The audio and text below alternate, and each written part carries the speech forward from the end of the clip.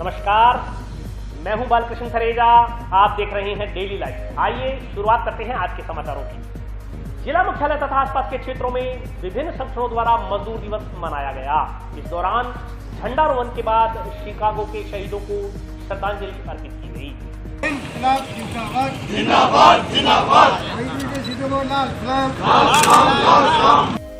विभिन्न श्रमिक संगठनों द्वारा जिला मुख्यालय तथा आसपास के क्षेत्रों में मई दिवस मनाया गया। इस दौरान शिकागो के शहीदों को पुष्पांजलि अर्पित कर उन्हें श्रद्धांजलि दी गई। जंक्शन के लाल चौक स्थित शहीद भगत सिंह यादगार केंद्र में सीटों के बैनर तले मई दिवस के शहीदों को श्रद्धांजलि अर्पित की गई। सोशल डिस्टेंसिंग की पालना करते हुए कार्यालय पर झंडारोहण कर शहीदों को नमन किया गया। इस मौके पर वक्ताओं ने कहा कि पूरी दुनिया में पहली बार मजदूरों ने अपनी कुर्बानियों की बदौलत मजदूरों के अधिकार, संवैधानिक अवकाश एवं 8 घंटे के काम करने के अधिकार को प्राप्त किया है। उन्होंने कहा कि शिकागो के शहीदों ने नया इतिहास कायम किया। तब से लेकर आज तक पूरी दुनिया के मजदूर अपने हकों के लिए संघर्ष कर रहे हैं। वक्ताओं ने मांग की कि मजदूरों से 6 घंटे ही काम लिया जाए और 4 शिफ्टों में काम शुरू किया जाए ताकि ज्यादा लोगों को रोजगार मिल सके। इस मौके पर शेर सिंह साक्य, इकबाल खान, मुकद्दर अली, अमित कुमार, आमिर खान, शिव कुमार, वली शेर, गुरनायब सिंह, रिचपाल सिंह सहित अन्य सीटू कार्यकर्ता मौजूद थे। इसी प्रकार टाउन स्थित जनशक्ति भवन में श्रमिकों द्वारा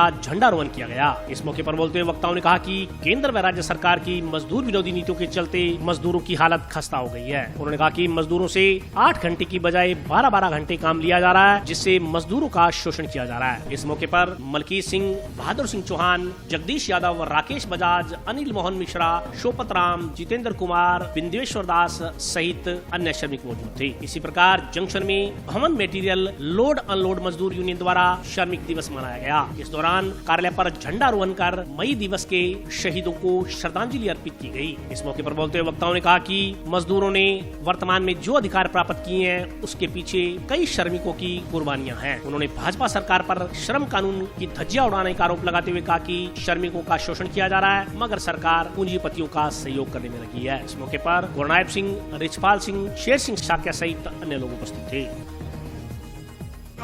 अधिकार की रक्षा में लड़ने के लिए एकजुट है। जो पहले से भी हमले हो रहे हैं वो बाद में भी हो रहे हैं। ये लड़ाई बड़ी मजबूती से हिंदुस्तान की आम जनता लड़ रही है और उन परिस्थितियों में जहां बड़ी संख्या में हमारे देश में जो 80% मजदूर है, जो छोटा किसान है, जो हैंड टू माउथ है, जो रोज कमाता है, जो दिहाड़ीदार मजदूर है, उसके सामने बहुत विकट परिस्थिति है, जिसके सामने रोटी रोजी की हालात है। बड़ी ही बहुत जगह भूखमरी का आलम आज पूरे हिंदुस्तान में छाया हुआ है। आज पूरी दुनिया के अंदर जो शिकागो शहर से जाबर सरकार ने शहीद करे, उन्हों की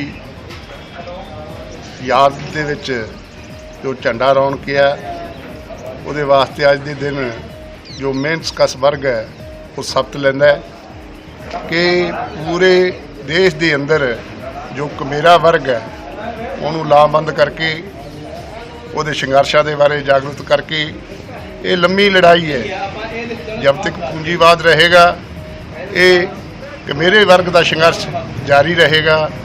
अज दे दिन सब्त ग्रहण करता मजदूर कि आने वाले दिनों के अंदर ये लड़ाई साड़ी जारी रहूगी, चाहे जो महामारी है अज पूरी दुनिया के अंदर उसनों भी ध्यान च रखते हुए अपने संघर्ष को जारी रखूगा। आने वाले समय के अंदर ये संघर्ष को तेज कराया जाऊगा। मई दिवस के ऊपर पूरे हिंदुस्तान के अंदर हम मई दिवस को मना रहे हैं राष्ट्रीय कमेटी के आह्वान पर।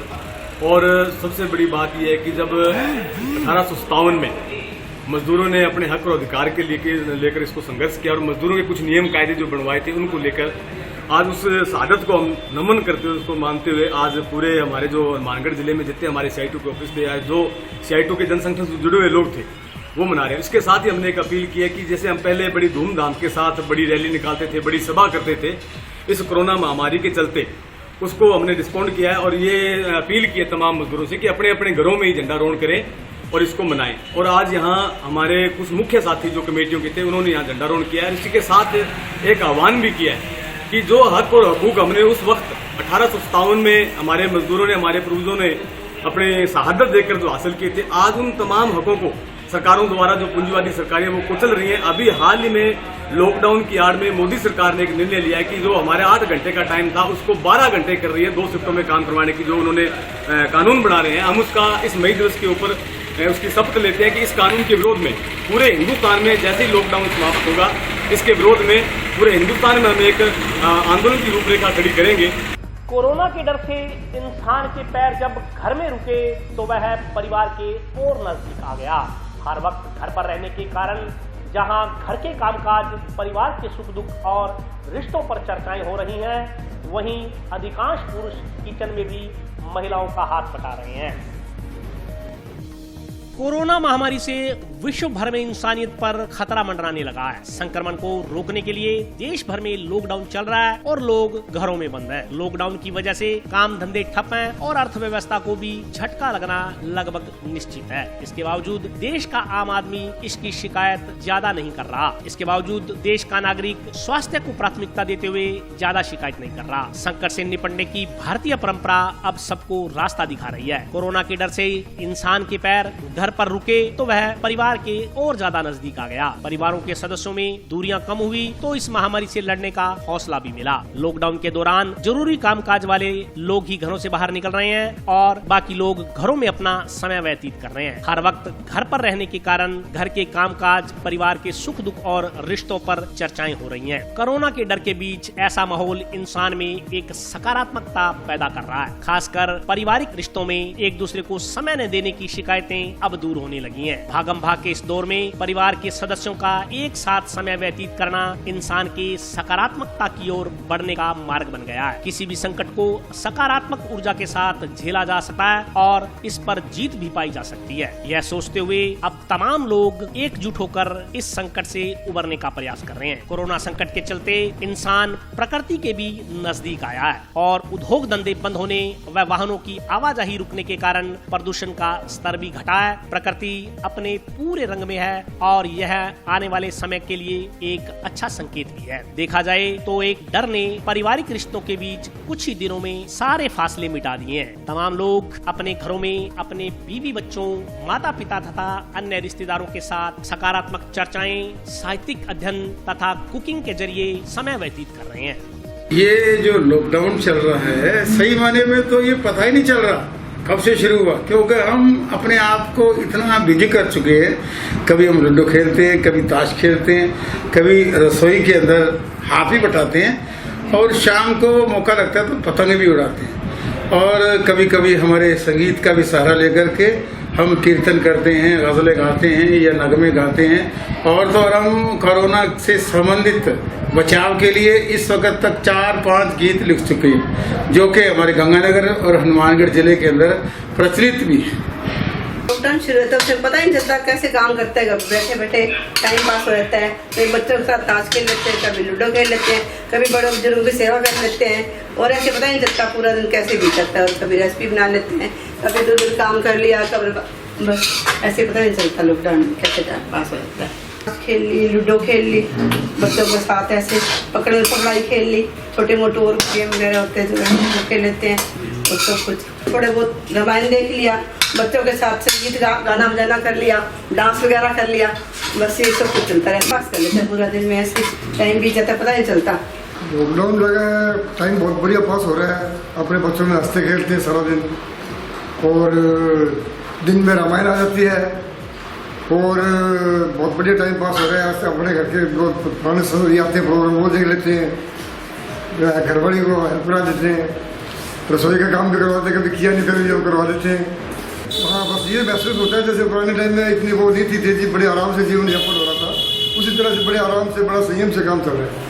देखो जी, लॉकडाउन की सही बात तो ये है कि इसको कम से कम 15-20 दिन और बढ़ाना चाहिए, क्योंकि जो है ना मतलब जान है तो जान है। ये मोदी जी का नारा सही है भाई जान है तो बिजनेस तो फिर भी हो जाएंगे, काम धंधे फिर भी चलते रहेंगे, जान बचाने लोगों की बहुत जरूरी है। यदि संभव है अगर ये 15-20 दिन लॉकडाउन बढ़ाया जाएगा। घर पे अच्छा टाइम पास कर रहे हैं, जब से 22 तारीख से लॉकडाउन लगा है, बढ़िया टाइम पास हो रहा है। मिलके काम कर लेते हैं, मिलके बाद में हम खेल लेते हैं। लगता है कि अभी तक 10-15 दिन लॉकडाउन लगा रहना चाहिए, क्योंकि इससे सुरक्षा के लिए अपनी लेते हैं हम, अच्छे सीरियल आते हैं वो देख लेते हैं, कैरम खेल लेते हैं, लूडो खेल लेते हैं, बच्चों के साथ अच्छा टाइम पास हो रहा है हमारा। और हम लोग लॉकडाउन का पूरा आनंद उठा रहे हैं। घर पर हम तरह तरह के पकवान बना रहे हैं, रोज नई नई डिशेस की फरमाइश आती है और पूरी की जाती है। और तरह तरह के खेल हम खेल रहे हैं, कभी लूडो खेल रहे हैं, कभी चेस खेल रहे हैं, कभी हम कैरम खेल रहे हैं, और बच्चे भी खूब एंजॉय कर रहे हैं। और ये लॉकडाउन जो है मेरे को लगता है कि थोड़ा और बढ़ा देना चाहिए सुरक्षा की दृष्टि से, क्योंकि अभी इसकी कोई वैक्सीन नहीं आई है मार्केट में, और सुरक्षा की दृष्टि से सभी को घर में रहना चाहिए और सुरक्षित रहना चाहिए।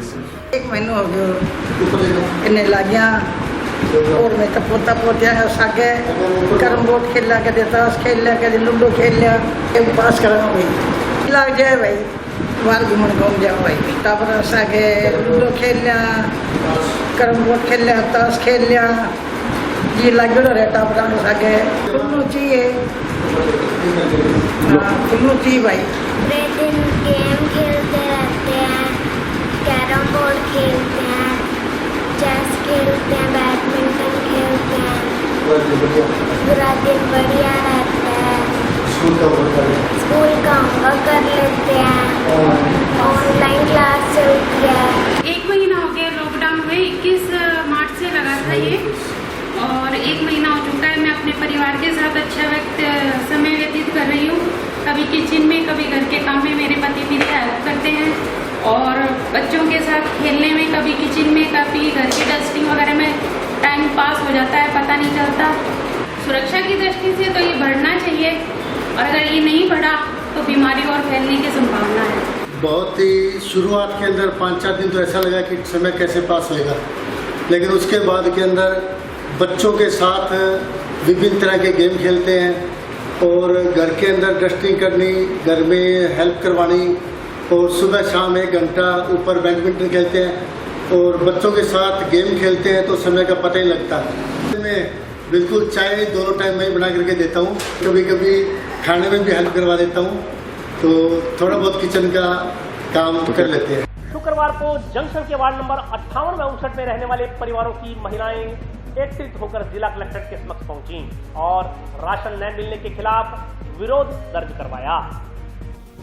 1 माह से भी अधिक समय से जारी लॉकडाउन के बीच दिहाड़ी मजदूरी करने वाले परिवारों तक राशन नहीं पहुंचने के कारण अब उनके सब्र का बांध टूट रहा है। जिला मुख्यालय पर जंक्शन व टाउन में आए दिन कहीं न कहीं राशन को लेकर प्रदर्शन करने की खबरें मिल रही हैं। इसी कड़ी में शुक्रवार को जंक्शन के वार्ड नंबर 58 व 59 में रहने वाले परिवारों के लोगों ने एकत्रित होकर जिला कलेक्टर के समक्ष पहुंचकर विरोध दर्ज करवाया। प्रदर्शन कर रही महिलाओं का कहना था कि उन्हें राशन डिपो पर गेहूं तो मिल रही है, लेकिन सिर्फ गेहूं से ही गुजारा नहीं चल रहा। उन्होंने कहा कि परिवार के लिए अन्य सामान की भी अत्यधिक जरूरत है। घर में साबुन, तेल, चीनी सहित अन्य सामग्री भी जरूरी चाहिए, लेकिन वे सरकार द्वारा नहीं दी जा रही। उन्होंने कहा कि लॉकडाउन के कारण वे कहीं भी काम करने नहीं जा सकते, घरों से निकलने पर पाबंदी है, काम करने की बात तो दूर, उन्हें बाहर तक नहीं निकलने दिया जा रहा। इससे उनके परिवारों के भूखों मरने की नौबत आ रही है। उन्होंने प्रशासनिक अधिकारियों से समस्या का समाधान करते हुए उन्हें राशन सामग्री उपलब्ध करवाने की मांग की।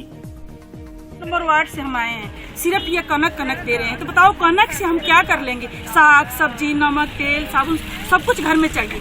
आज करें सैनिटाइजर से हाथ धो, हमारे घर में तो साबुन ही नहीं है, सैनिटाइजर क्या हम कहाँ से लाएंगे? घर में खाने की जो साग सब्जी नहीं है तो हम कहाँ से ये सब कर लेंगे?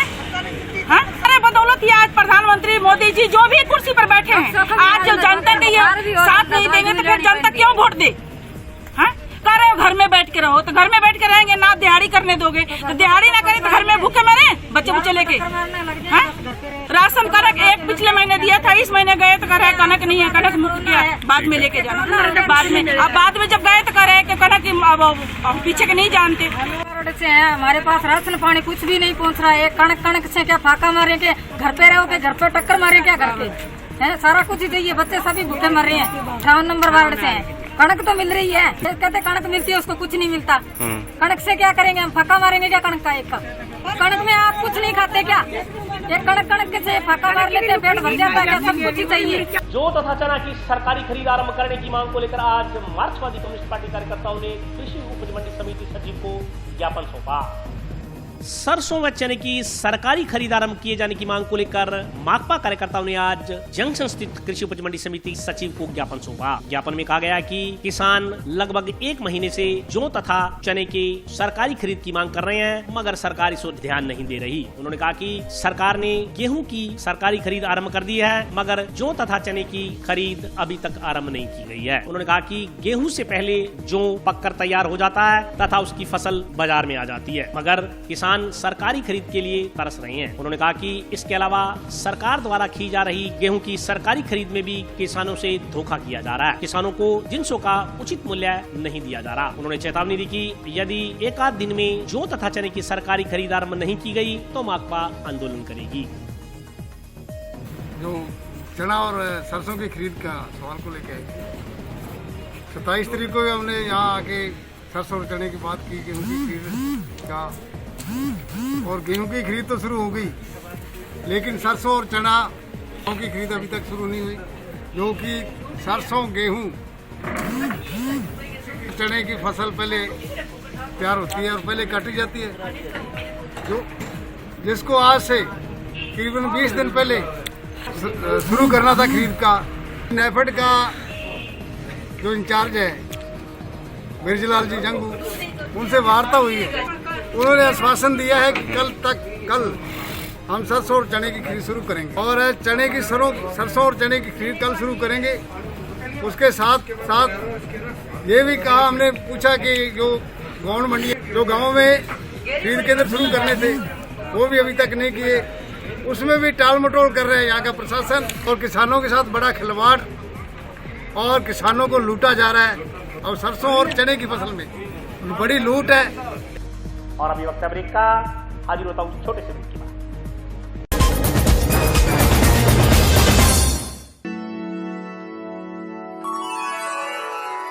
यूं तो कई बार मुझे हंसते देखा है, पर ये हंसी कुछ और है। ये गहना मुझ पर जचता है, पर ये महज एक गहना नहीं, ये रूपरेखा है मेरे मन की, हंसती खिलखिलाती लहरों की, जो आतुर थी अब तक मुझ पर सजने को। इसलिए ये गहना ही मेरा सच्चा श्रृंगार है, श्रृंगार है, श्रृंगार है।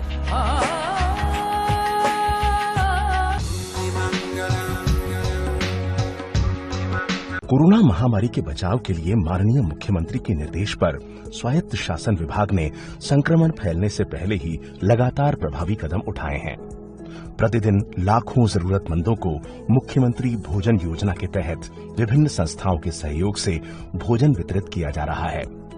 आश्रय स्थलों में रहने वाले बेघर लोगों को भी 100 रुपए तक का निःशुल्क भोजन उपलब्ध करवाया जा रहा है। सभी नगरीय निकाय क्षेत्रों में सभी सार्वजनिक स्थानों पर साफ सफाई व डोर टू डोर कचरा संग्रहण की समुचित व्यवस्था की गई है। सभी सफाई कर्मचारियों, जमादारों और स्वास्थ्य निरीक्षकों को सैनिटाइजर, साबुन और दस्ताने खरीदने के लिए 1,000 रुपए की नकद राशि दी गई है। प्रदेश के श्रमिक, वेंडर्स और जरूरतमंद परिवार जो किसी योजना में पंजीकृत नहीं हैं, उनको सरकार ने 1,000 रुपए की सहायता दी है। अब इन्हें 1,500 रुपए की और अतिरिक्त सहायता दी जा रही है। गली मोहल्लों में सार्वजनिक स्थानों पर सोडियम हाइपोक्लोराइड का छिड़काव कर उन्हें विसंक्रमित किया गया है। किराना और दवा की दुकानों को लॉकडाउन में छूट दी गई है। साथ ही ग्राहकों के बीच 1 मीटर की दूरी रहे, इसके लिए 1-1 मीटर पर सर्कल बनवाए गए हैं। सभी निकायों में आवारा पशुओं के लिए चारे व भोजन की व्यवस्था की गई है। मुझे पूरा संतोष है कि स्वायत्त शासन विभाग का हर व्यक्ति, हर कर्मचारी, हर अधिकारी पूरी जी-जान से इस कोरोना वायरस के विरुद्ध जंग में उतरा हुआ है, और वो निश्चित तौर पर जो है इसके अच्छे परिणाम देखने को आगे जाकर मिलेंगे। इन व्यवस्थाओं में आप भी सहयोग दें। बहुत जरूरी हो तभी घर से बाहर निकलें। बाहर जाएं तो मास्क जरूर पहनें, नियमित रूप से हाथ धोते रहें, सामाजिक दूरी बनाए रखें, खांसते और छींकते समय रुमाल लगाएं। आइए हम मिलकर कोरोना को हराएं। ब्रेक के बाद स्वागत है। आइए नजर डालते हैं अगले समाचारों पर। एक दूसरे के इलाके में बधाइयां मांगने के मामले को लेकर किन्नर समाज के कुछ लोगों में विवाद उत्पन्न हो गया है। किन्नर नेहा महंत ने इस संदर्भ में एक ज्ञापन पुलिस अधिकारियों को सौंपा।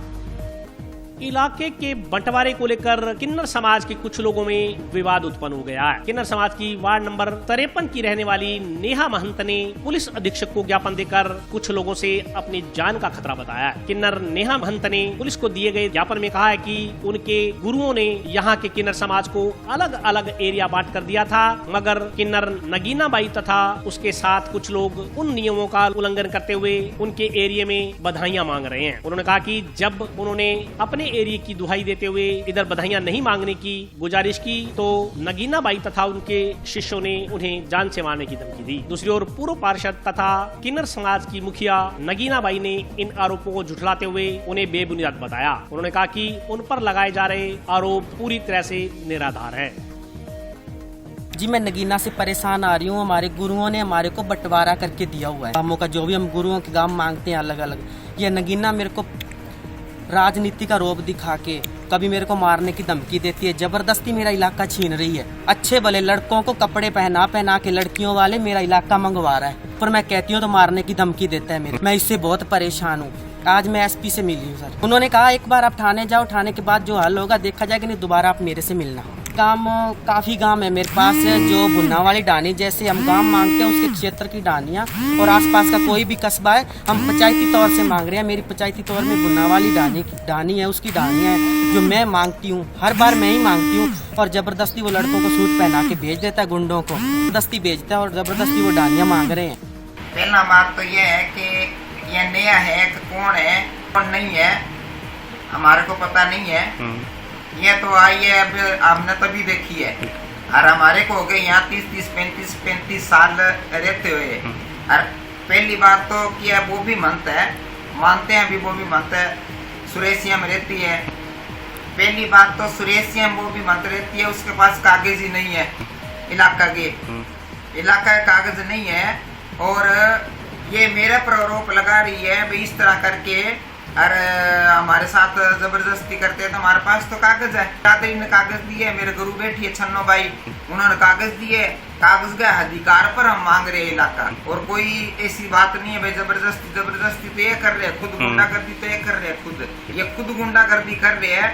3 दिनों की भूतनी सेवा मुआद, अरे पता नहीं कहाँ से आई है कहाँ से नहीं आई है, क्या चीज है क्या चीज नहीं है। आज आरोप लगा रही है लड़कों को भेजते हैं, लड़कों को जाते हैं बाहर, तो सारे लड़के ही है, सारे लड़के ही जाते हैं बाहर, ठीक है। परंतु मेरे को बता भी आ क्या चीज है, आ कहाँ से आई है, हमारे को तो पता ही नहीं है। हनुमानगढ़ में कई किन्नर रहते हैं हमारे समाज के, अच्छे है सब, समझदार है सब, बड़े अच्छे हैं और बहुत ही बढ़िया तरीके से हम मांग रहे खा रहे हैं हमारे इलाका में। मेरी तो बात अलग है कि मैं बाहर जाती नहीं, मैं राजनीति समाज सेवक हूँ, ये मैं जनता की सेवा करती हूँ।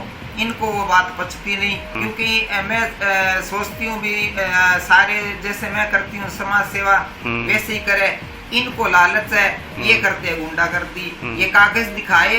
अगर इनके पास असली कागज हो तो मैं कहती हूँ अगर ये कह के सारा इलाका छोड़े तो हम सारा इलाका छोड़ देंगे, अगर असली कागज हो तो।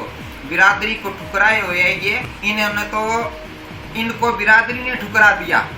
पंच के अंदर कागज लेके गए थे, पंच ने इनका कागज झूठा मान लिया, वे इनका कागज फर्जी है, झूठा है, असली नहीं है। अगर ज्यादा है तो हमारे हनुमानगढ़ में हमारे छन्नो माता जी बहुत पुरानी है, बुजुर्ग है, उनसे पूछ लो वो क्या कहती है क्या नहीं कहती है। अगर हम गलत हैं तो हम कहते हैं हम छोड़ देंगे हमारा इलाका। पंचायत के तौर पर हमारा कोई इलाका नहीं होता, हमारे तो बंटवारा के हिसाब से इलाका मांगते हैं हम। बिल्कुल गलत है, नहीं कहाँ से आई है, कहाँ है, क्या चीज है क्या चीज नहीं है, हमारे को तो पता ही नहीं है इसका। रमजान के पाक पवित्र महीने का आज पहला जुम्मा है। कोरोना संक्रमण के चलते मुस्लिम समुदाय के लोगों ने आज अपने अपने घरों में ही नमाज अदा कर इलाके की खुशहाली की दुआएं मांगी। आज शुक्रवार है और रमजान के पाक पवित्र महीने का पहला जुम्मा है। रमजान के पहले जुम्मे की अहमियत मुस्लिम धर्मावलंबियों में अत्यधिक ज्यादा है। रमजान के महीने में जुम्मे के दिन मुस्लिम समुदाय के लोगों की भीड़ जहां मस्जिदों में पहले देखी जाती थी, वहीं कोरोना संक्रमण के चलते आज रमजान के प्रथम जुम्मे की नमाज मुस्लिम समुदाय के लोगों ने घरों में बैठकर ही अदा की। इस संदर्भ में जानकारी देते हुए मौलाना अबुल फतेह कारी ने बताया कि कोरोना संक्रमण के चलते शरीयत की गाइडलाइन के अनुसार उन्होंने हनुमानगढ़ शहर की तमाम मस्जिदों में रमजान के जुम्मे में मस्जिद में नमाज नहीं अदा करने की गुजारिश की है। उन्होंने कहा कि इस दौरान मस्जिद खाली न रहे, इसके लिए जुम्मे को मस्जिद के इमाम ही मस्जिद में नमाज अदा करेंगे। इसके साथ ही उन्होंने मुस्लिम समुदाय के लोगों से रमजान के पाक पवित्र महीने में गरीबों की मदद करने तथा भूखों को भोजन करवाने तथा ज़कात निकालने की भी अपील की है।